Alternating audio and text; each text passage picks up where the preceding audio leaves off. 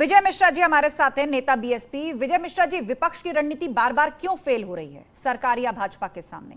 महंगाई को मुद्दा बना चुके, बेरोजगारी को मुद्दा बना चुके, ये बार बार कह चुके कि देखिए राम नाम को बेच रहे हैं। जैसा आप थोड़ी देर पहले कह रहे थे कि कोई भी सवाल पूछो बात राम की या धर्म की ले आते हैं, बांटते हैं। आपने बहुत सारे नैरेटिव खड़े किए, बहुत तरह तरह से बातों को सामने रखा, लेकिन जनता बार बार बीजेपी के साथ जा रही है। क्यों रणनीति फेल हो रही है विपक्ष की?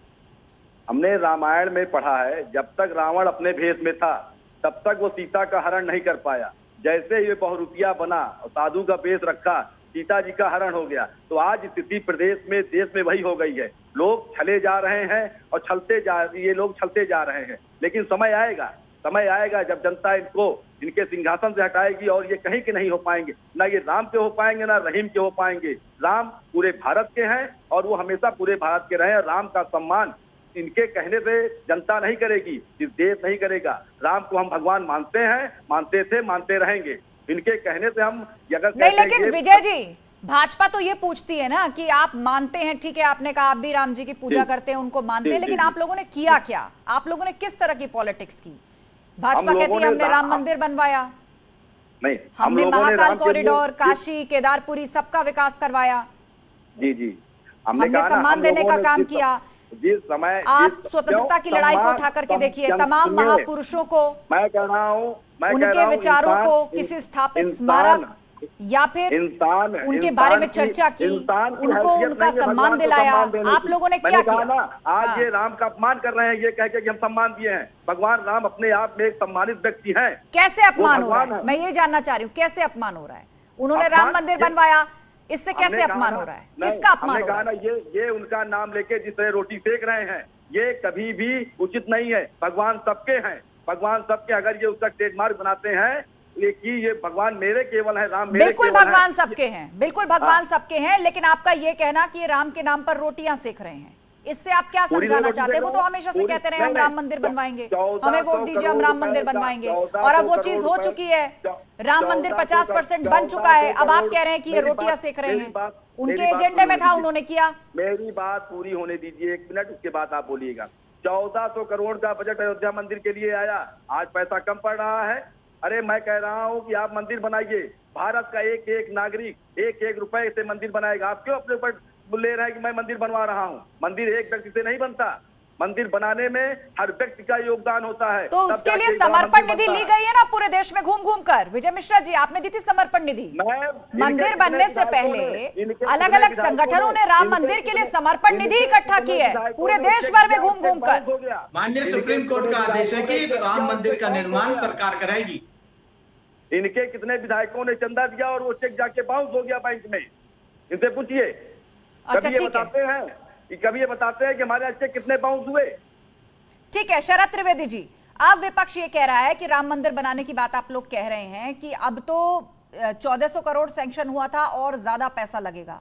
विधायकों ने जो चेक दिए वो बाउंस हो गए, और कई तरह के आरोप लगाए जा रहे हैं इसको लेकर के कि कैसे बन रहा है मंदिर। सुप्रीम कोर्ट ने कहा है कि सरकार बनवाए। कौन बनवा रहा है वो मंदिर?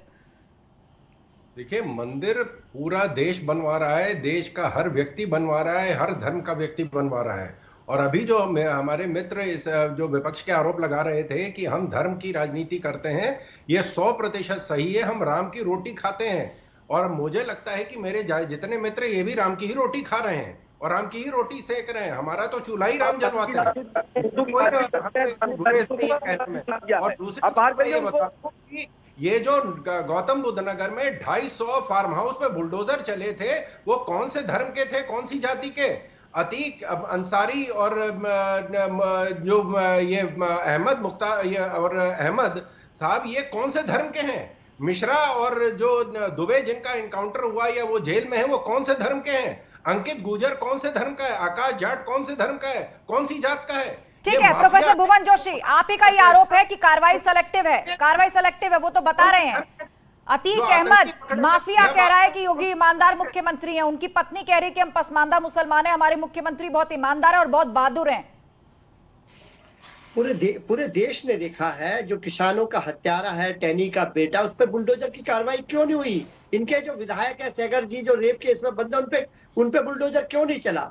निश्चित तौर पे ऐसे बहुत सारे उदाहरण है जो बताने को काफी है कि जो इनका बुलडोजर है वो पक्षपात करता है। और इसके साथ साथ मैं कहना चाहता हूँ शासन प्रशासन की स्थिति क्या है, मैं आपको बताना चाहता हूँ आपके चैनल के माध्यम से। मैं आपको बताना चाहता हूँ चाहे लल्लू मॉल की घटना हो, चाहे कानपुर की घटना हो, आप देखिए इनका प्रशासन तो फेल है, साथ साथ इनका इंटेलिजेंस फेल है। और इसके साथ साथ आप देखिए इनके मंत्रियों का क्या रवैया है, चाहे इनके स्वास्थ्य मंत्री हो, चाहे इनके पिल्लूडी मिनिस्टर हो, चाहे इनके दिनेश कटिक जी हो, तीनों मंत्रियों ने डेरा डाला इनके आपस में वहां पर सरकार के बीच में जो वहां पर नियुक्तियां हैं, चाहे वहां पर ट्रांसफर है, उनमें किस तरह का एक फुटोवल की स्थिति हम प्रदेश और देश देख पा रहा है। निश्चित तौर पे इनका जो शासन प्रशासन है वो टोटल फेल हो चुका है, केवल एक आवरण चल रहा है, एक दिखावा चल रहा है।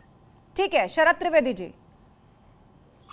देखिए, जब हमने कोई कदम उठाया है देश के हित में, राज्य के हित में, इन्होंने उसका विरोध किया है। जो बायोमेट्रिक जो identification bill, civil procedure code identification bill था, उसका इन्होंने विरोध किया। जो एसटीएफ का ट्रेनिंग सेंटर देवबंद में खुल रहा था, उसका इन्होंने विरोध किया, क्योंकि वो इनके जो धर्म के लोगों के खिलाफ था। लेकिन जब लखनऊ में खुला था एसटीएफ का ट्रेनिंग सेंटर, तो कोई परहेज नहीं था, क्योंकि वहां इनके धर्म के लोग उस तादाद में नहीं है। ये पक्षपात ये कर रहे हैं, हम नहीं कर रहे हैं। अगर क्रिमिनल लॉ आइडेंटिफिकेशन कानून आया गया है तो हर धर्म हर जाति के लिए आया गया है। सीए एनआरसी का इन्होंने विरोध किया। सीए एनआरसी, किसी भारतीय नागरिक का सीए एनआरसी से कोई लेना देना नहीं है। ये बता रहे थे कि साहब इससे जो है लोगों को कुरान पढ़ने नहीं दी जाएगी, लोगों का धर्म के उनकी आजादी छिन जाएगी, उनकी जमीनें छिन जाएंगी, इस तरह की अनर्गल बातें कर रहे थे। ठीक है, ये भी कहा जा रहा था कि मुसलमानों की नागरिकता चली जाएगी, उनको बाहर भेज दिया जाएगा वगैरह वगैरह, ये उनके खिलाफ साजिश है। अभिमन्यु त्यागी। आस्था जी, मेरी आपके चैनल के माध्यम से शरद जी से एक सवाल है कि जो 111 विधायक है भारतीय जनता पार्टी के, जिन पे आपराधिक मुकदमे चल रहे हैं, उनके घर पे बुलडोजर कब चलेगा? और उनके घर पे बुलडोजर चल जाएगा तो हम लोग मान लेंगे कि पार्शियलिटी नहीं होती है उत्तर प्रदेश में। आप जवाब देंगे तो हमको समझ में आ जाएगा। गन्ना किसानों का कब बकाया मिलेगा? गड्ढा मुक्त सड़कें नहीं, गड्ढा युक्त जो सड़कें हैं वो कब गड्ढा मुक्त सड़कें होंगी? बिजली का बिल हाफ कब होगा? रोजगार कब मिलेगा? इसके बारे में बता दें। ठीक है, शरद त्रिवेदी जी जवाब देना चाह रहे हैं आज भी, बेशक आप जीत गए हो।